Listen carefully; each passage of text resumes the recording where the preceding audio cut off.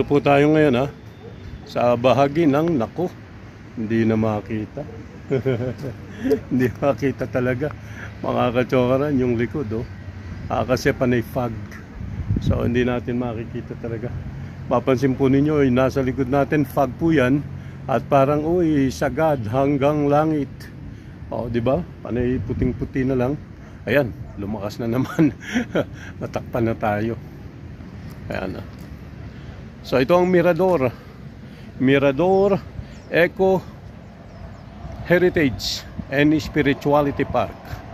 Thank you very much.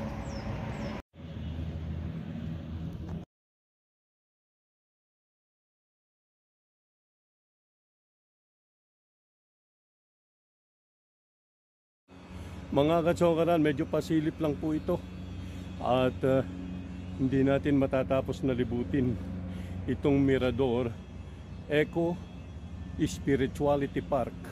Dito nga po sa may bahagi ng sa may Lourdes sa Baguio City.